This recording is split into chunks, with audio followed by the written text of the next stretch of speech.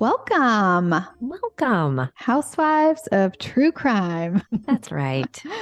Summertime. Take Summertime. 20. Take 20. We are apparently out of practice because we cannot get our shit together today. Dude, I'm seriously. hopeful this is the time. This is the time all of the recording devices are working. Listen, I am on getting a new computer as soon as we are done with this, you guys. This is the third attempt of computers this morning. So it is time to upgrade. And We're going to do that. I think it's that everything in Texas has like burnt over because it's so damn hot. I know. Yeah, but I just got back in town, so I haven't been enduring all the heat. Right. I've been out of the heat. Well, it is sunshine and summertime out here in the California. I heard. Finally. Finally. Well, Japan was lovely. Oh. Nobody's heard about that yet, except for the Patreon listeners. So if you want to hear it first, go to patreon.com/Housewives of True Crime, and you can get all the juicy details, you guys, like not just the fluff. Yeah, like it's really intense about eating at the Pokemon Cafe and my summer sunburn, which continues to be super fun because now it's peeling and sloughing off onto people that get too close to me. Let me see. It's really gross. Oh, dude. Yes, Yeah. It is really bad. And if you are on YouTube, you can see it. You just saw it live too. in You person. want to see a little more? Ooh, is it right? Oh, we're going to OnlyFans now. Yeah, we are. Well, there is no shame in my game, although I did experience a little bit of shame last night. Well, you told me we couldn't record last night because she was going to movies in the park, which sounds really fun. And I had people over like for pizza ahead of time. Okay. Yeah. So a cocktail or two probably. And then I had one, so it wasn't like hitting the sauce all day. Right. And we we walked home after the movie and something happened. And that's something. I what? peed in my pants. Not like just a little bit. Like it happens to all of us ladies. I know this for sure After that three we kids, 100%. that we have to rush to the bathroom. I'm always like, I can't talk to you till I pee, like whatever. And yeah, I've had some very close calls in my own home, but I've never actually like had a toddler moment where you stand there cross-legged and the pee just comes out. Oh no. And were you wearing jeans? Was there not like a bush I was you could wearing run behind, that kind of thing? I had no control of it. Oh It no. just, I don't know if this is what I have to look forward to for the second half of my life. Maybe I'm going to start wearing Depends. Depends.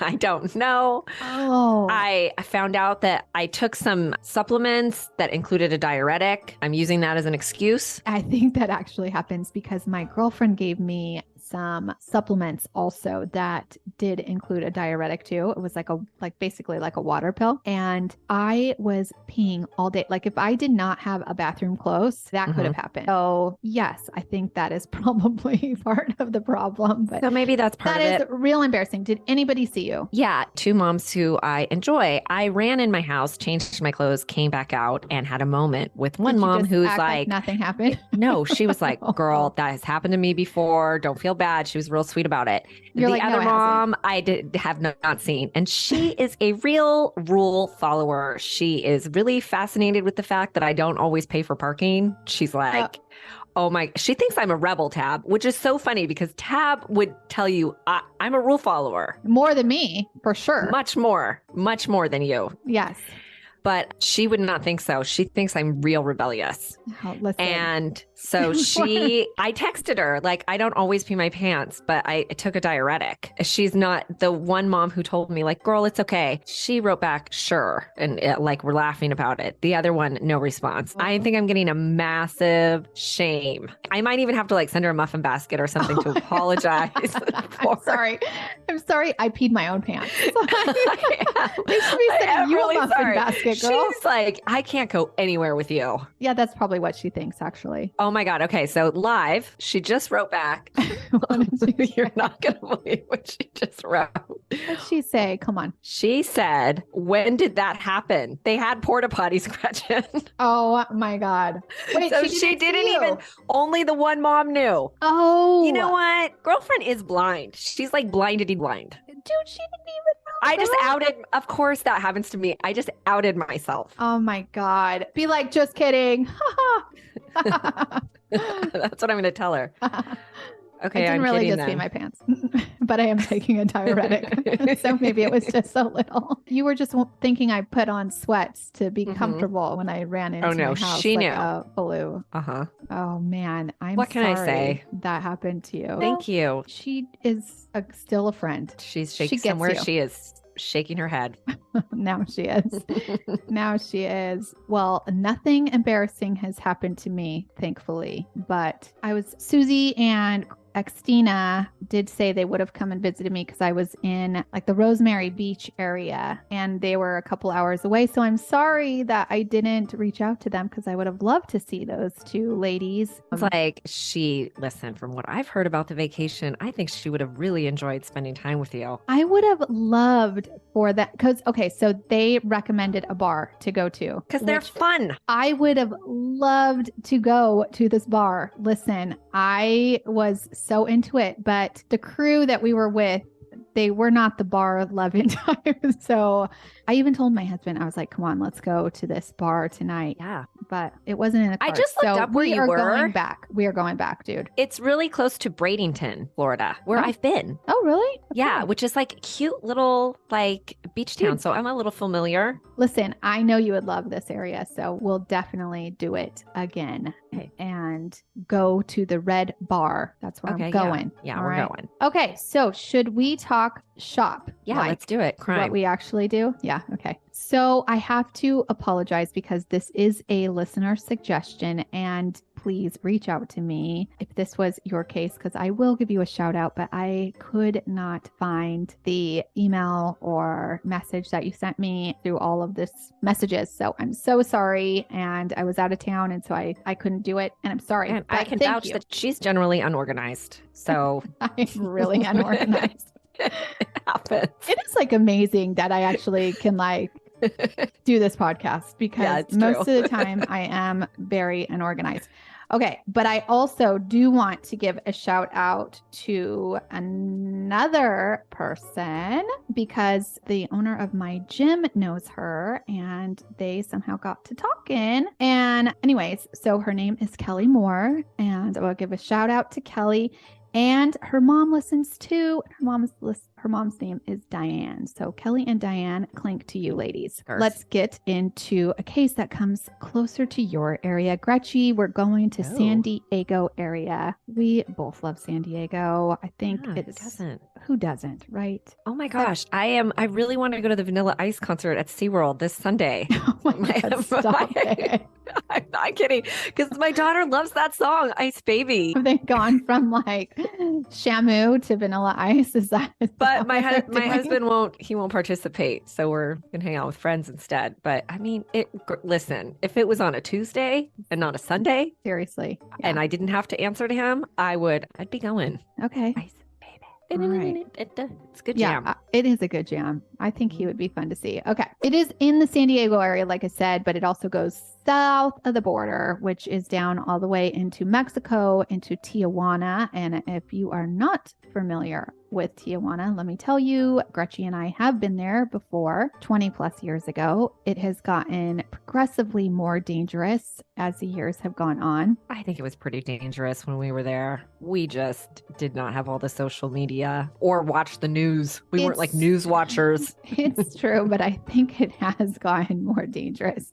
It's a large city, by the way, Gretchen. Did you know that 2 million people live in Tijuana? No, I did not. Yeah. It is also considered the most dangerous city in Mexico. Did you also know that? I hear that word on the street is you could get some plastic surgery and dental work and be home by 6. I did hear that also and pay like a third of the price. Yes. You also might get murdered. That's the catch. Yes, that's a catch. In 2022, they reported 6 homicides a day.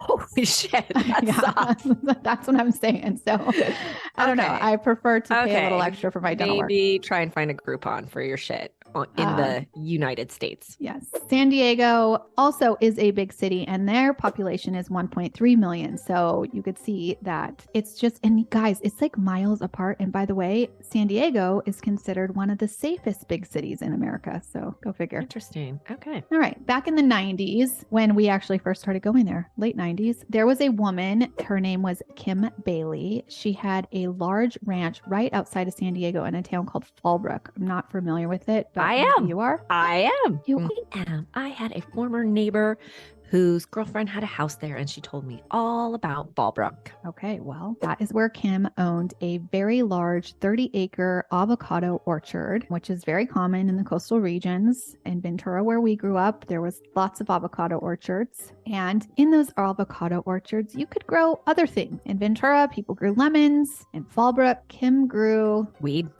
Maybe.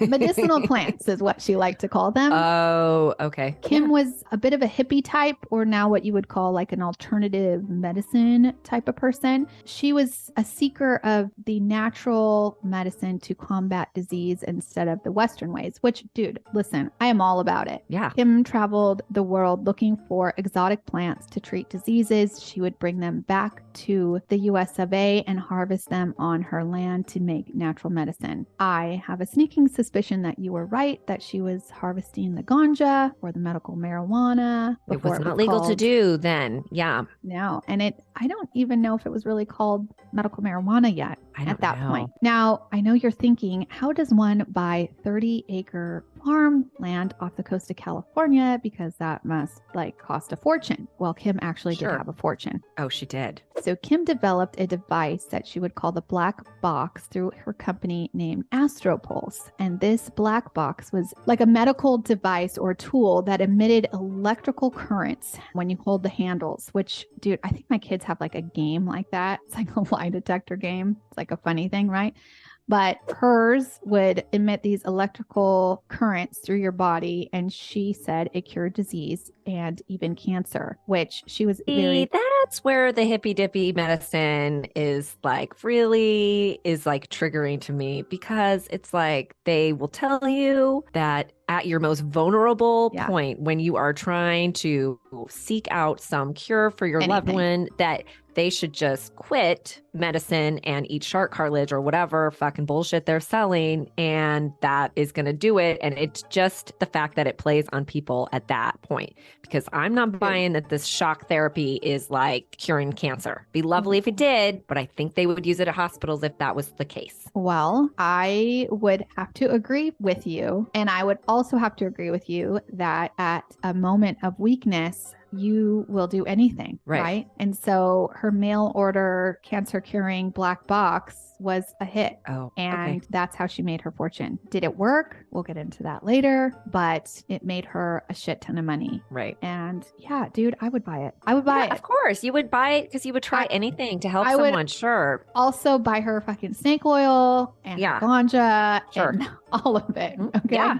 And she was successful in doing that. And she was independent, and she was managing her small fortune while selling those black boxes, growing her plants, has her farm. But as the years went by and the money grew, her paranoia grew also, which is funny because people do get they get paranoid on the marijuana sometimes, right? A lot of people do. Yeah, they do. They're really annoying because it doesn't make me paranoid. It just makes me hungry. Yeah, dude, me too. Somebody recently, they were asking me why I don't ever, I don't have any desire to pop a gummy or do a pin or whatever. And I was like, all it does is make me hungry and then tired. And I don't want to be either of those things. I want to stay awake and not eat. Yeah. Yeah. So give me one of those pills or not pills, whatever, gummy, whatever your fucking pants. They have a name for it. It's called crack. Oh, I don't want to You will stay awake and not eat. I guarantee. Oh, shoot. Do not sign me up for that either. I'm just going to be me. How about that? Okay.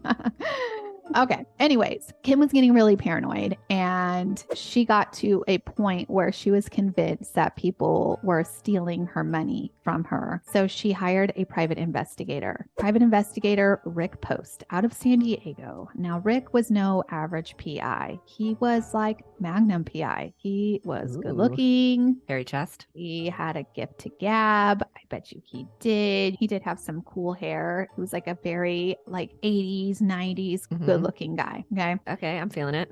He had this very successful business finding anyone from cheater pumpkin eaters to murderers. And back in 1998, Rick was killing it. He was a 53-year-old veteran divorcee of 3 older kids, the youngest being 16 who still did live with him. He was good at his job. So good that he even had some employees. He had recently hired this guy named John Kruger, who all I can think about when I hear that name is John Kruger Mellencamp, right? Totally. But this guy's name was just John Kruger. John was trying to get his own PI license, so he was under Rick working for him. John was an asset to the business, especially because once Rick got to Astropulse, he started getting really into the business with Kim and his time was getting eaten up. You see, Rick and Kim started working together on more things than just her PI business. She wanted him as her Magnum PI, if you know what I mean.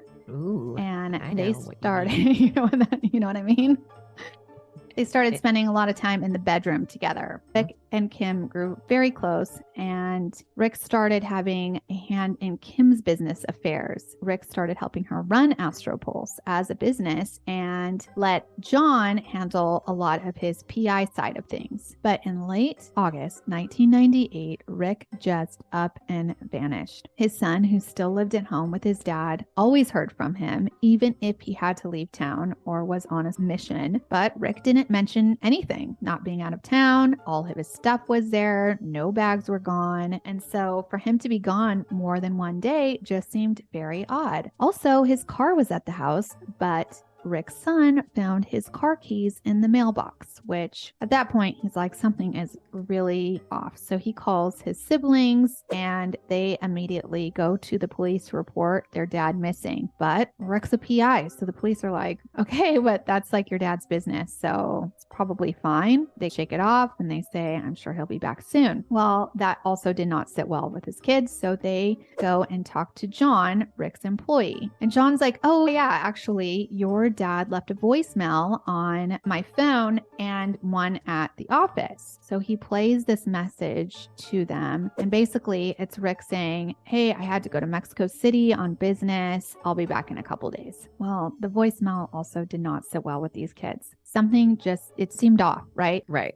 He didn't say anything like call my son, tell my kids, mention anything about what to do. Just I'm in Mexico City and I'll be back in a couple days. So they're not buying this whole Mexico City story, even if it was their dad's voice. So they keep pressing on and they finally get a hold of Kim Bailey. Kim, she goes, oh yeah, actually, I was with your dad down in Tijuana. We had to go to the bank down there. And when we were leaving, 2 men came up to the car, but I was reading my book, so I didn't really hear them. But Rick said, take me down to the airport in Tijuana. I've got some business to deal with in Mexico City. So she's like, I dropped him there, drove his car back and popped the keys into the mailbox. Now, listen, this didn't sit right with anybody, the police included. And really? Because I'd actually thought that was a pretty good story. You did? Yeah, I think like she's probably she's thinky because you've got to explain why his car is there. Right. You do. Right. But why hasn't he called his kids? And now it's like more than a couple days. Certainly we wouldn't be talking about it if there was not some crime involved. I just think it's clever. Well, she's a smart lady, right? Right. Ish. It actually did not sit right with the police. It didn't sit right with his kids. And they did have their eye on Kim at this point. They were like, something's not right here. They did not have any hard evidence, though, because no body, nothing really to go on.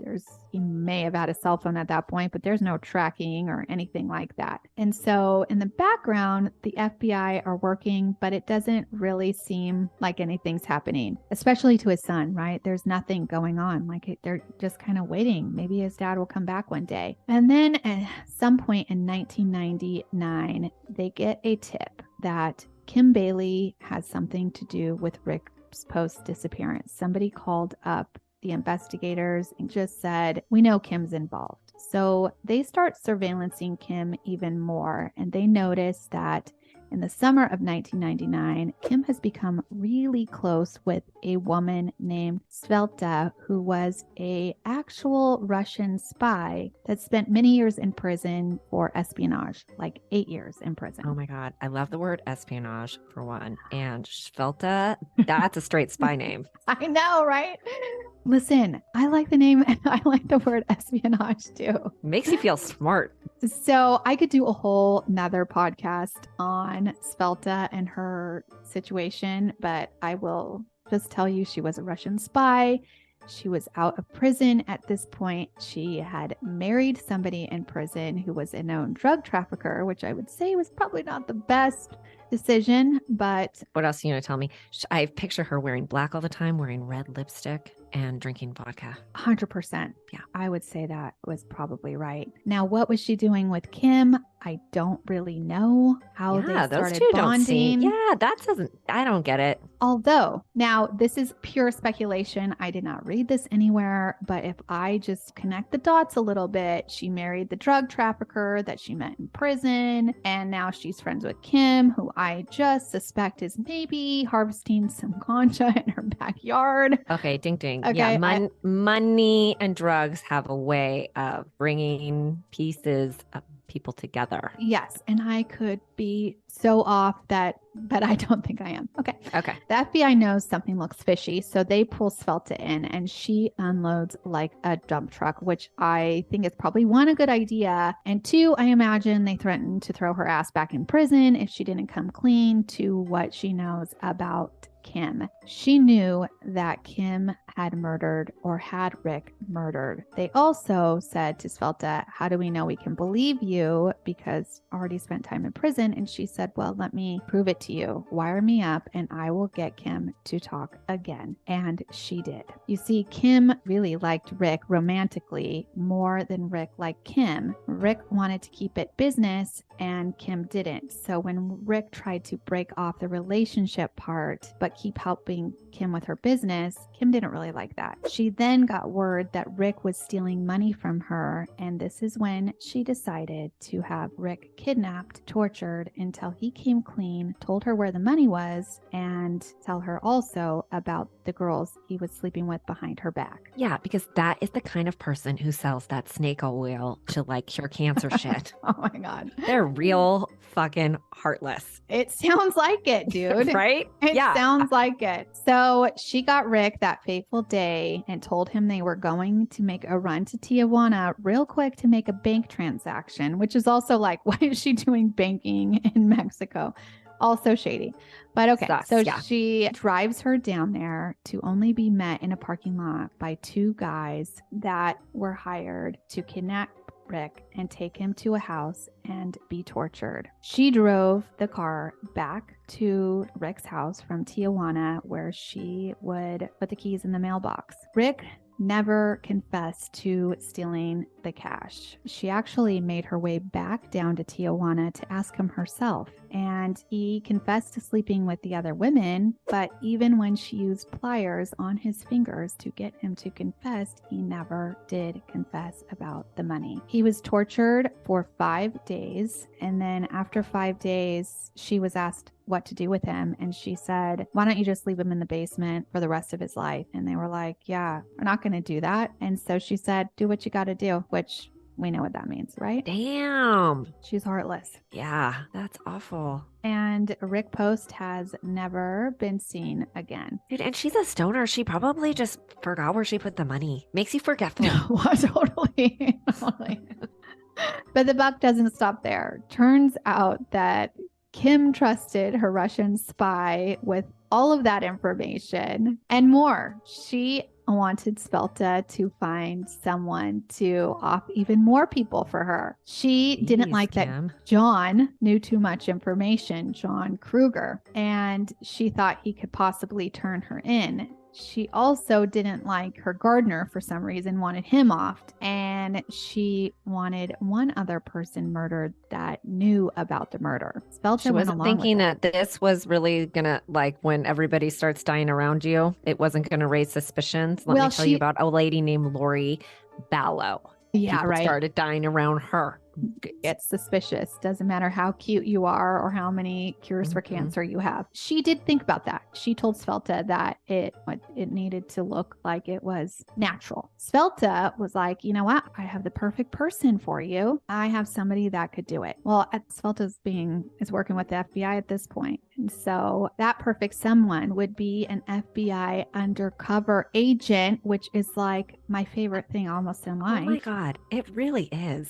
It really so is. Hot. I want to be that person. Yeah, hotter than Magnum PI. Totally. Is a legit, that's ultimate. Yeah. Listen, the ultimate is like the undercover guy that looks like he's not undercover. Like he's got like the tattoos and he's big and he's like, yeah, I'm gonna fuck this shit up. And then it's like, you're really a cop. Like, that's amazing. Or FBI, whatever. Yeah. Okay. So secret FBI agent gets in the room with Kim and she says, listen, it needs to look like an accident or a natural death because listen, I'm already under investigation for this Rick shit. And I'm the first person that they're going to look at if anybody dies around me, which is what you said. So she gives the guy $10,000 deposit on these hits, and that's all it takes, dude. Once they pay up, they arrest her and they charge her. They also arrest John Kruger because she had confessed that he was part of the initial plan, and along with another guy from Mexico named Berto Uribe. He was a little harder to track down because he was in Mexico, and so you got to extradite them back to the United States after you find them. It's not that easy. I think it might have been easier back then because maybe there weren't 6 murders a day back in Tijuana, but it did take a few years to find Umberto. When they arrested John, which didn't take too long, he made a really good decision to plead guilty right away and talk for a lesser sentence. Right. And Kim was really the one that they were after because they thought that Kim went to John to hire somebody and then John found Umberto. Well, after I tell you what happened,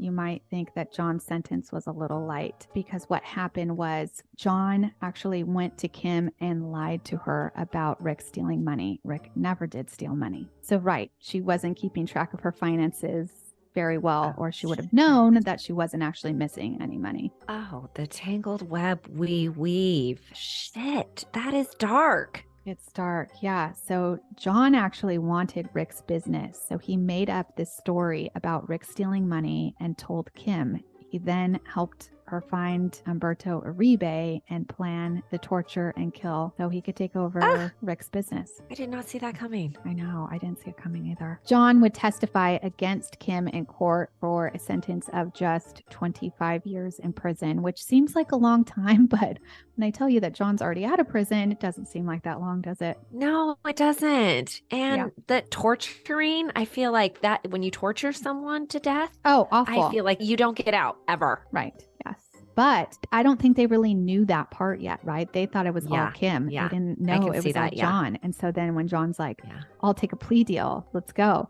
I feel like John should have got just as much or more than Kim because at least 100%. Kim felt wronged. John was taking over, like trying to just like take the guy's life. Well, there is something too. We do jump on there's some woman scorned mastermind. Right. Totally. Right. Like we love to take one of those down. Yes, it's true. Yeah. Kim did not get convicted of murder, essentially, because they never found the body, but the judge did throw the book at her. Her charges were conspiracy to murder, kidnap and maim of a person in a foreign country, and interstate commerce for murder for hire. She got life plus 10 years. Kim also got cancer in prison. And guess what Kim wanted to use to cure her cancer? Chemotherapy? No, she wanted to use her black box, dude. She did? Oh, okay. She did. She believed in it. Yeah, which I appreciate her belief in what she was selling and made her fortune for. But you wanted to know if it worked. It did not work. Yeah, it didn't. I'm sure she'd been using it before then. Like, don't you think if you had the cure in a little black box, it would be like preventative shit? Yeah, maybe. It probably maybe gave her cancer. She was like shocking her. Yeah, shit, toxic in her oh system. My God. I don't know. Well, I don't know. So she has since passed. And then Berto Uribe was also sentenced to 25 years, and he was released from prison, I believe, just this past December 2022. He tried to get out during COVID. Well, didn't everyone? Yeah. Well, lots of people did get out, but he tried to get out during COVID because he said he had a medical condition. By the way, in 2020, he was only 46 years old. So I'm like, okay, you're not that old. And he said he had hypothyroidism or something bullshit thing like that. I think I do too. I don't think the vid is going to kill you for that. I think it's just going to make you chunky. Yes. Right. You might just need to watch your diet a little bit, which is hard in prison, but now he is out. So hopefully him and John have been reformed from the life of murder. Okay. And Kim she's not around anymore. Left the building. Yeah. Maybe she's apologizing to Rick up in the sky. Who knows? Yeah. Alrighty. So that is a WAP for today. We'll be back on Thursday. So you guys, if you have not signed up for our Patreon or Apple subscription, hopefully Apple's got it back together because that one was not working for a second. But it's an easy subscribe button if you listen on Apple. But if you do not listen on Apple and you listen on Spotify or elsewhere, head to patreon.com/Housewives of True Crime. And you can get us every Thursday for a bonus crime once a month and a chit chat about current events every Thursday. And if you haven't watched us on YouTube, please do. We're selling toenails for consumption at this point. Just we'll explain that on Patreon. Inside joke. Okay. I think that's all, folks. Follow us on all of our social media shit. And that's it. Clinkety. Clink, clink.